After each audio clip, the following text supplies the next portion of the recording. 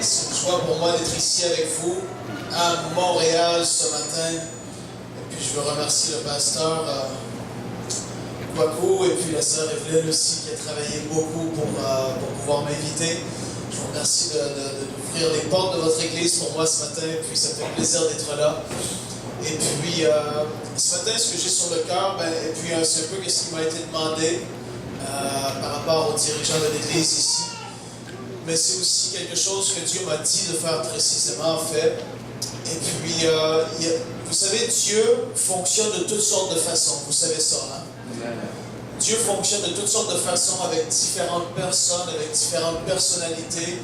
Ne te méprise jamais.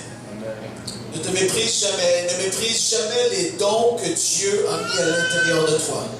Dieu t'a fait grâce, il t'a donné des talents, des choses qui sont particulières, qui sont là pour toi parce qu'il veut t'utiliser, toi et toi seul, pour accomplir des choses extraordinaires.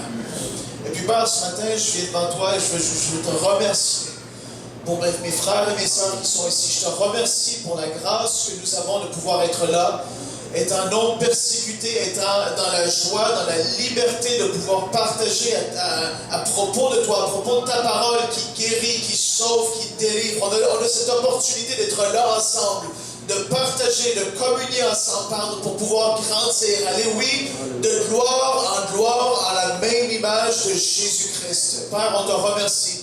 Et Saint-Esprit, je te demande, s'il te plaît, moi, je veux te suivre dans cette réunion. Je veux faire ce que toi, tu veux qu'il soit fait. Inspire-moi. Et Père, je te demande de toucher les cœurs par ton esprit de tous ceux qui sont ici. Touche les cœurs. Viens apporter un réveil personnel. Fais quelque chose de fort, Dieu. Au nom de Jésus, on te remercie. On te remercie pour ton onction, pour ta présence qui brise les jours, qui détruit les jours. Père, merci au nom de Jésus. Amen. Amen. Amen. Amen. Amen. Amen. Et puis ce matin, on va commencer ensemble. Tournez avec moi, s'il vous plaît, dans Philippiens chapitre 3. Philippiens chapitre 3.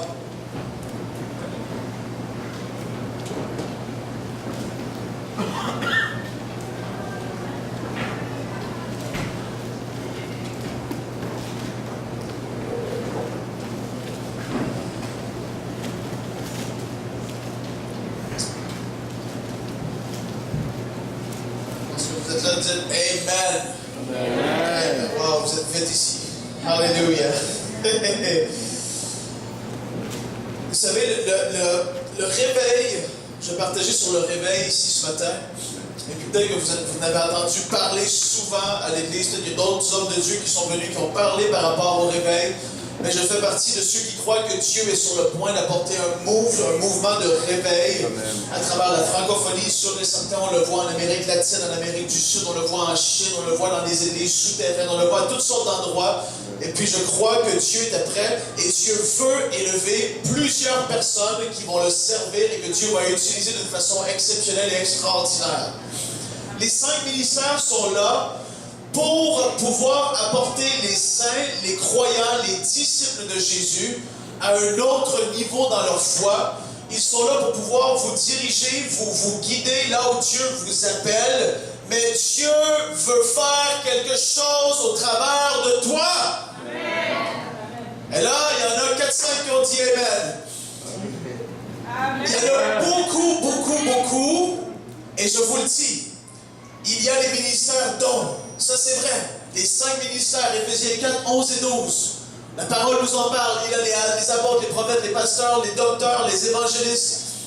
Il y a les 5 ministères qui sont là pour le perfectionnement des saints en vue de l'œuvre qu'ils ont à accomplir. Dis, j'ai une œuvre à accomplir. Là, la question à se poser, c'est Frank, comment est-ce que je fais pour rentrer dans cette œuvre que j'ai à accomplir?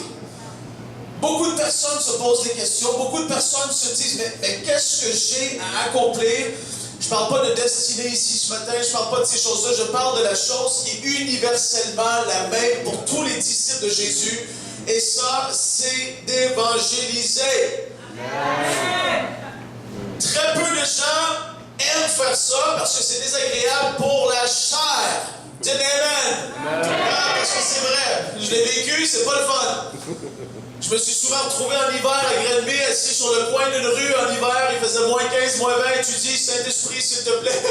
Ça fait 10 minutes que je suis ici, il n'y a pas personne qui passe. À Montréal, il y en a beaucoup qui passent. Là, vous êtes bénis, vous autres. À Grenby, t'es là à 10h le soir, il n'y a pas beaucoup de monde. Là, tu dis, Saint-Esprit, je suis là pour une personne. S'il te plaît, envoie quelqu'un. Et là, soudainement, quelqu'un arrive et tu témoignes, tu évangélises cette personne-là. Mais c'est pas le fun, c'est pas agréable pour la chair. Ta chair a envie de boire un café dans ton salon. Et peut-être écouter une bonne prédication, parce qu'on aime beaucoup les croyants écouter des bonnes prédications, mais on n'aime pas faire ce que les prédicateurs disent de faire. Alléluia! Et ça, beaucoup de monde, ça vient c'est comme une aiguille un peu qui rentre, c'est pas agréable. Il y a quelque chose qui est clair. Si tu veux pouvoir évangéliser efficacement, tu dois premièrement vivre un réveil personnel et intérieur. Le réveil va commencer en toi, avant que ça puisse se manifester à l'extérieur. Tu ne pourras jamais apporter le réveil dans le monde autour de toi si tu y vas te disant « je dois avoir des conversions, je dois apporter des gens au Seigneur, je dois faire... » Non, quand le réveil se passe à l'intérieur de toi, écoutez-moi, en tout cas, quand le réveil se passe à l'intérieur de toi, l'amour de Dieu en toi va se manifester beaucoup plus grandement qu'elle était là auparavant. Là, il y en a que il y a des gens qu'on peut choquer, il y a des personnes que ça peut déranger. Galates 5, 22 nous parle du fruit de l'esprit. Le fruit de l'esprit nous parle de l'amour. Il y a même un autre passage dans Romains 5 qui nous dit que l'amour de Dieu a été répandu dans nos cœurs par le Saint-Esprit. Ne demande même pas d'avoir plus d'amour. L'amour de Dieu est en toi, c'est que tu ne la manifestes pas parce que tu es trop charnel. Alléluia. Le monde n'aime pas entendre ça, je vous le dis. Ça a pris du temps avec moi, je vive un réveil personnel et que je commence à vouloir manifester le fruit de l'esprit et que je commence à avoir un cœur pour ceux autour de moi qui sont perdus. Ça a pris un certain temps, ça ne se fait pas du jour au lendemain. Pourquoi je suis ici ce matin? C'est pour vous communiquer quelque chose qui va être frais en vous. Et je prie de tout mon cœur que ce qui va être semé ce matin, que ça puisse porter du fruit. Amen. Vous savez, on est des semeurs, on va semer des semences. Je viens qu'à le redire. On n'est pas des machines à conversion. On n'est pas des gens qui doivent convertir le monde entier. Ce n'est pas à nous de sauver le monde. Jésus-Christ l'a fait une fois pour toutes. Il a sauvé le monde. Et toi, quand tu vas aller semer des semences, un autre va peut-être récolter. Qu'est-ce que ça fait? Le but, c'est qu'il soit racheté, qu'il ait le statut de fils et fille de Dieu, qu'il ait part au royaume de Dieu et que son âme et son esprit soient sauvés pour l'éternité. Ça, c'est le but. Le but, c'est pas que toi, tu aies un armoire à trophées de gens que tu as apportés au Seigneur. Ça, personne n'en a rien à faire de ça. Dieu, quand il voit quelqu'un comme ça, je suis convaincu que ça l'attriste. C'est que la personne, il va d'une façon charnelle, elle n'y va pas animer de l'amour de Dieu. Quand tu vas rempli de l'amour de Dieu, les choses vont être différentes. Tu ne vas plus parler pareil. Ça ne sera plus dans le but de faire une prière de repentance sur le trottoir parce que tu veux qu'il prie la prière de repentance. Ça ne sert à rien. Dites Amen! Amen! Seigneur. On va aller en passage. On va lire, je vais continuer après. Philippiens 3, versets 17 et 18. Philippiens 3, versets 17 et 18 nous dit: soyez tous mes imitateurs. Vous savez, c'est l'apôtre Paul qui a écrit cette lettre à Philippe, aux Philippiens. Soyez tous mes imitateurs, frères, et portez les regards sur ceux qui marchent selon le modèle que vous avez en nous. Amen. Car il en est plusieurs qui marchent en ennemis de la croix de Christ. Ça parle de qui? Des gens qui sont perdus. Ce sont des gens qui n'ont pas Dieu dans leur vie. Et même qu'ils en sont ennemis. C'est pas juste qu'ils sont nonchalants. Ils sont ennemis à la croix de Christ. Ils ne veulent pas en entendre parler. Regardez ce que l'apôtre Paul dit. On relit au verset 18. Car il y en a plusieurs qui marchent en ennemis de la croix de Christ. Je vous en ai souvent parlé et j'en parle maintenant encore en pleurant. C'est quand la dernière fois que tu as pleuré parce que tu savais que ton voisin d'en haut s'en allait en enfer s'il mourait cette nuit? Alléluia. C'est quand la dernière fois que Jésus est venu et t'a touché et qui te fait pleurer pour les perdus dans ta famille? Tu dis, moi je suis réveillé, je crie Alléluia à l'église, je crie Amen quand le pasteur le dit. Être un disciple de Jésus, c'est d'être rempli de la compassion de Christ. Alléluia. Des fois, je me dis, c'est tellement une grâce de ne pas être assez suffisamment conscient de la perdition éternelle qui est devant les gens du monde qui ne connaissent pas Dieu. Si on saurait, si on pourrait savoir et on connaîtrait les tourments qui sont réservés à ces gens-là, ça changerait tout. Mais ça serait trop gros, ça serait trop lourd. Ça, c'est quelque chose qui est moins agréable à parler, c'est moins populaire, et puis surtout dans les églises, comme je l'ai dit, dans différentes villes, villages qu'on peut aller, parler de l'enfer, c'est pas agréable.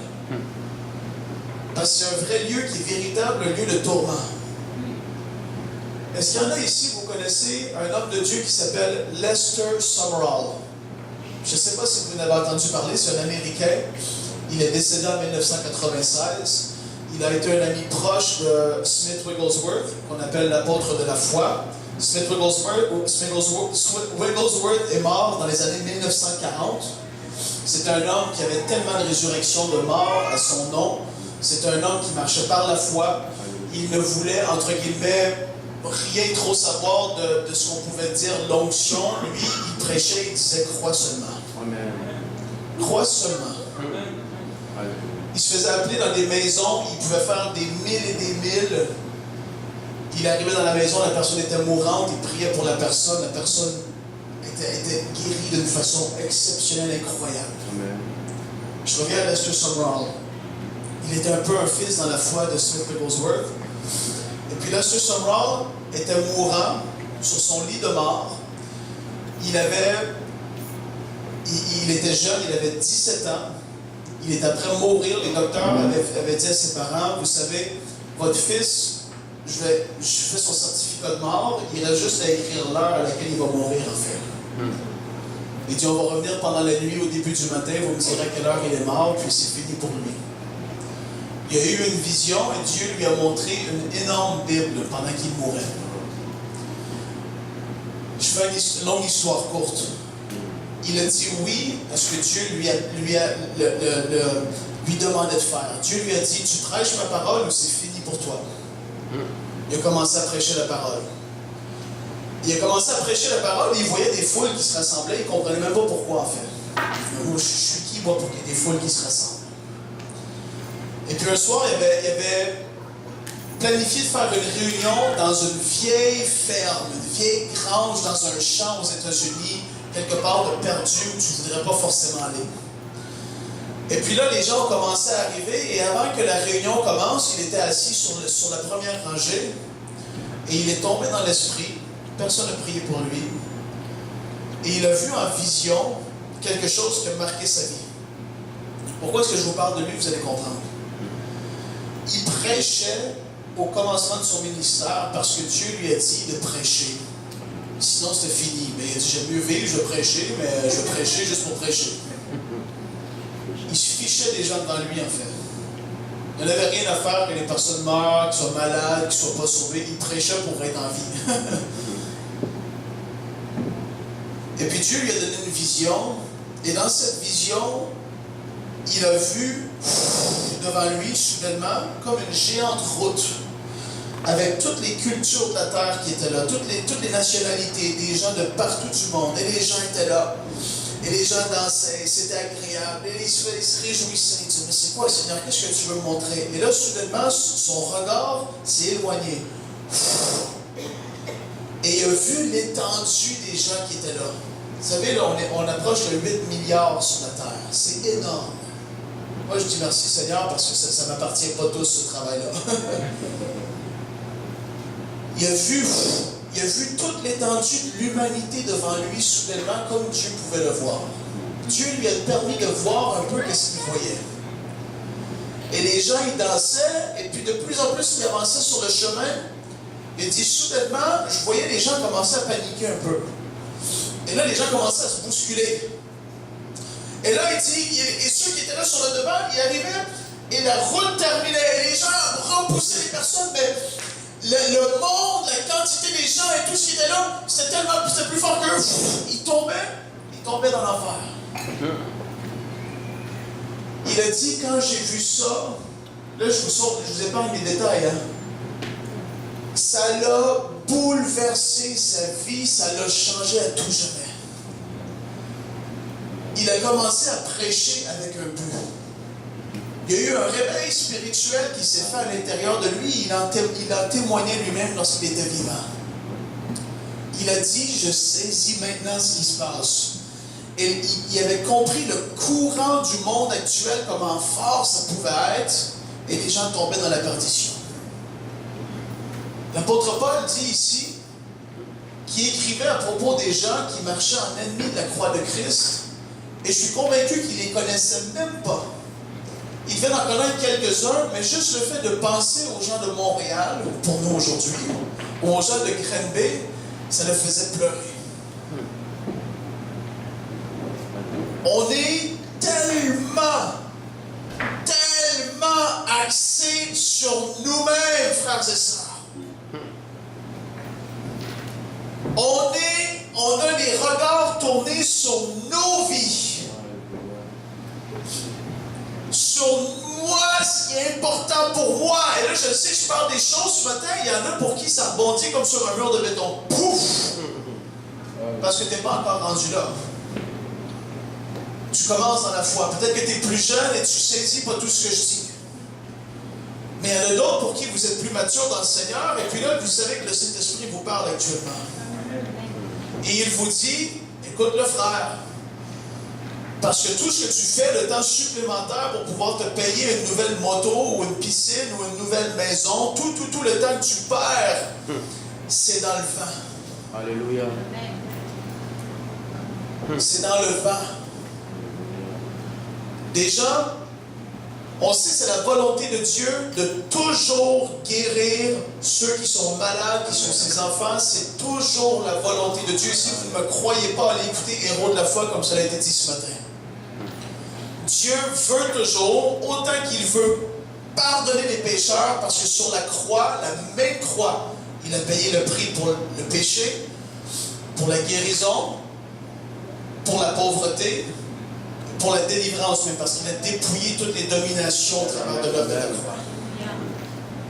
Ce sont les 4 choses qui sont fondamentales, qui sont rattachées à la croix. Autant que Dieu veut toujours sauver un pécheur, est-ce que vous croyez que lorsque Dieu, il y a un pécheur qui vient vers lui et qui lui dit, Dieu, je te demande pardon, Dieu va dire, non, c'est pas le temps. Non. Quelqu'un qui vient avec la foi, là, qui veut être sauvé, Dieu va lui refuser ça? Jamais. Pourquoi ce serait pareil pour la guérison? Jésus a payé le même prix, et là, je sais que ça vient bousculer des mentalités. C'est la même œuvre. Par ses meurtrissures, nous avons été guéris, nous dit 1 Pierre 2,24.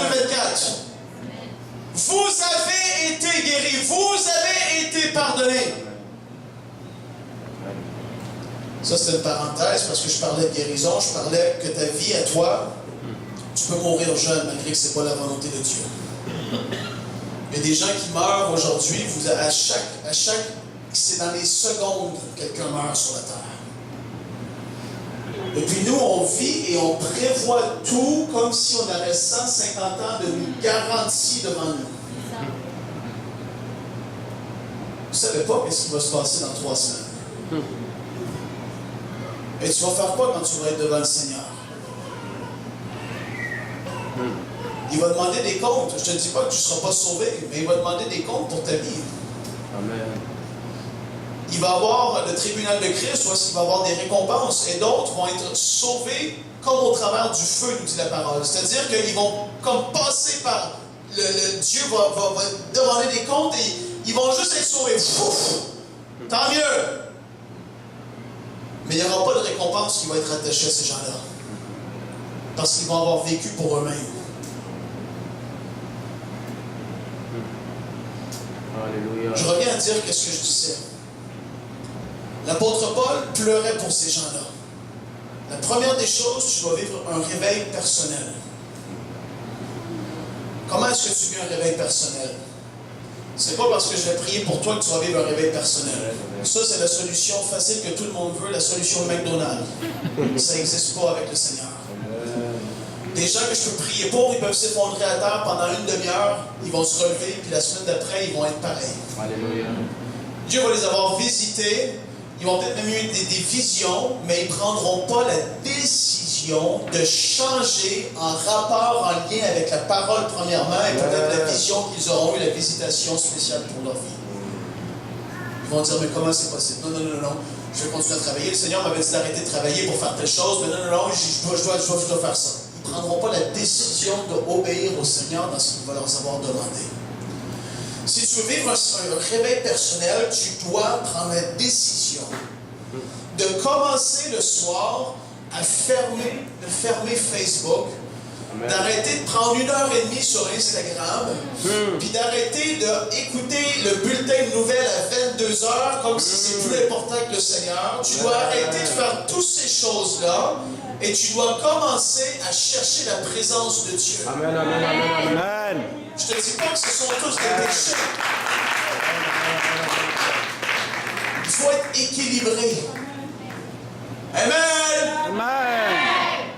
Tu peux te servir des choses comme ça pour faire du bien, tu peux.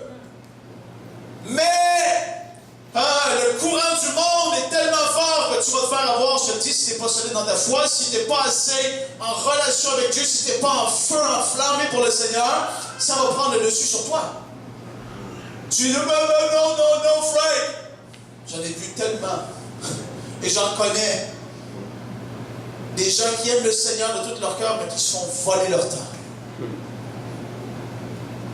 Tu veux vivre un réveil personnel, il va falloir que tu enlèves l'application sur ton cellulaire. Il va falloir que tu le fermes le soir pour te consacrer davantage à tes enfants et puis consacrer davantage au Seigneur. C'est pas facile, Frank, parce que tu ne comprends pas ma situation. J'ai des enfants, je travaille. Les soirs, il y a les devoirs, il y a tout ça. C'est très difficile. Il y a l'église. Je le sais, je le vis. Tu n'auras pas une larme de pitié de moi ce matin. C'est-à-dire que ma journée commence à 5h, 5h30, puis je suis pas toute seule avant 21h le soir. À 22, je m'endors sur mon divan dans le sous-sol. Mais comment tu fais? Je ne vais pas sur le net. Je ne vais pas écouter une télésérie télévisée. Quand c'est mon petit temps à moi, là, mon petit temps qui m'appartient à moi, je vais descendre dans mon sous-sol, puis je vais lire quelque chose qui va m'édifier. Je vais prier. Je vais regarder quelque chose, peut-être 1 ou 2 fois par semaine maximum, parce que je ne veux pas commencer à passer tout mon temps à regarder des prédicateurs. Moi, je dois développer ma vie personnelle. Alléluia. Les gens, ils écoutent tellement de prédications, mais ils ne font rien. C'est malsain. Mets ça dans le monde naturel. Mange, mais fais rien. Tu deviens un obèse. Et tu es capable de rien faire. Des fois, on est trop spirituel, je vous le dis. Le Seigneur t'appelle à mettre un temps à part avec lui. Commence par 5 minutes. C'est pas une question de temps et d'heure, c'est une question de cœur et de disposition et de progrès en progrès. Il ne va pas te demander d'aller dans les rues demain soir et poser les mains sur 72 malades. Il va dire, viens mon fils, viens ma fille. Il va passer du temps avec toi, tu vas être ressourcé, tu vas être renouvelé. L'amour de Dieu va commencer à se manifester. Ça va même paraître dans ta famille et dans tes proches premièrement. Dans tes relations au travail, ça va paraître. Tu ne seras plus aussi aigri parce que l'amour de Dieu dans la communion que tu as avec lui va commencer à se manifester. Ça, c'est les fruits d'un réveil personnel. C'est ça qui intéresse le Seigneur, premièrement, c'est ça. Essaie pas d'être l'évangéliste international avant d'avoir une relation avec lui qui soit concrète. Ça ne marche pas. Tu vas t'écrouler, tu vas t'effondrer, tu ne seras pas capable de prendre toute la pression qui vient avec, c'est impossible. L'apôtre Paul pleurait pour les perdus parce qu'il était touché pour eux. Il avait un cœur pour eux. Et là, les gens vont se dire, mais, il y a mon pasteur, le pasteur Paco est ici, puis lui, il peut pleurer pour eux. Non! Oui, il doit faites des disciples, allez prêcher la bonne nouvelle de partout le monde. Là, on dit, oh, mais ça, eux, c'était dans le temps apostolique de la création de l'Église à l'époque. Non, c'est faux, venez avec moi. On va voir ensemble. Luc 10, s'il vous plaît. Luc 10, et on va commencer au verset 1. Lorsque vous êtes là, dites Glory! Glory! Yeah! Il y en a 4 qui sont là, on attend un peu. J'attends parce que c'est important. C'est important que vous le voyez de vos yeux. Moi, ce qui m'a transformé dans ma vie, si tu veux le savoir pourquoi je suis comme je suis aujourd'hui, moi, très rapidement, pendant que vous le cherchez, j'ai grandi dans l'église, mon père, pasteur, évangéliste, il parcourt le monde encore, il y avait des invités qui venaient tout le temps, et puis ils pointaient du doigt, j'étais jeune, 7, 8, 9, 10 ans, ils me devenaient à l'avant, je détestais ça. Ils prophétisaient sur moi, j'étais gêné, j'aimais pas. Et puis, il disait, tu vas être un évangéliste. Et puis, je disais, bah, ok, c'est bon. Je continuais mes choses. Et puis, qu'est-ce qui a transformé ma vie, moi, personnellement? C'est pas que mes parents avaient une relation avec Dieu, c'est pas que j'allais à l'église tous les dimanches, c'est pas rien que j'avais de l'école du dimanche, c'est pas ci ou ça. C'est ce que j'ai commencé à lire la parole. Alléluia. Et ça a transformé ma vie. Les soirs, avant que je me marie, j'habitais chez mes parents. Et je lisais la parole de Dieu les soirs dans mon lit, tout ça, je n'en parlais pas à personne encore. Puis la parole m'a transformé. C'est pour ça que je te dis, c'est important d'aller voir ce matin ce qu'on lit. Parce que c'est la parole qui te transforme. C'est pas Frank Poulin et son message forcément. Il y a l'onction du Saint-Esprit, mais la parole de Dieu va te convaincre. C'est la parole qui convainc. Luc 10, versets 1 à 3. Après cela, le Seigneur désigna encore 70 autres disciples. Pas apôtres, pas prophètes, pas rien, pas quoi que ce soit. Il désigna encore 70 autres disciples et il les envoya 2 à 2 devant lui dans toutes les villes et dans tous les lieux où lui-même devait aller. Il leur dit, la moisson est grande, mais il y a peu d'ouvriers. Prie donc le maître de la moisson d'envoyer des ouvriers dans sa moisson. Partez, voici, je vous envoie comme des agneaux au milieu des loups. C'est le pire speech d'encouragement. Je vous envoie comme des agneaux parmi les loups. Est-ce que tu aimerais ça ce matin avant une partie de football américain ou une partie... Je vous envoie comme des brebis parmi les loups. Je dis, mais pourquoi? À quoi bon ça sert? On va perdre, c'est sûr. Jésus, c'est ce qu'il leur a dit pour les encourager. Allez-y 2 par 2, vous êtes comme des brebis parmi les loups. Ce matin, tu n'as aucune excuse de ne pas aller cette semaine évangéliser. Alléluia. Il a envoyé 70 autres disciples. Qu'est-ce qu'il a donné aux disciples? Ça, c'est une chose qui doit être un peu mis au clair dans certains endroits. Je ne dis pas que c'est peut-être le cas ici, je ne connais pas toute l'Église ici. Mais Jésus leur a donné l'autorité de chasser les démons, de guérir les malades. Il leur a donné la puissance de marcher sur les puissances de l'ennemi. Ils avaient l'autorité. Comment est-ce que les gens ici qui sont nés de nouveau ce matin, vraiment nés de nouveau, là, tu le sais, lève la main. Pasteur, ça va bien, il y en a quelques-uns.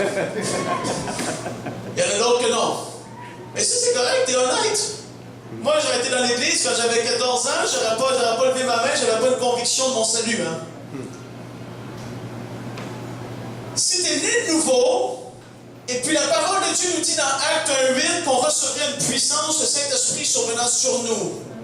Si tu es né de nouveau, et tu as la conviction que tu es né de nouveau, et que tu as été baptisé du Saint-Esprit avec le signe initial du parler en langue, tu as reçu le revêtement de puissance du ciel qui t'appartient pour pouvoir accomplir des œuvres puissantes et glorieuses. Le baptême du Saint-Esprit, c'est pas juste pour parler en langue. C'est glorieux, c'est merveilleux, c'est une prière, c'est personnel. Si tu connectes directement à Dieu, c'est tellement fort. Tu recharges ta batterie spirituelle quand tu ne sais plus quoi dire. Tu pries en langue, tu es béni. Mais le baptême du Saint-Esprit, c'est une puissance qui survient sur toi. Pourquoi? Pour aller faire les œuvres que Jésus t'appelle à accomplir.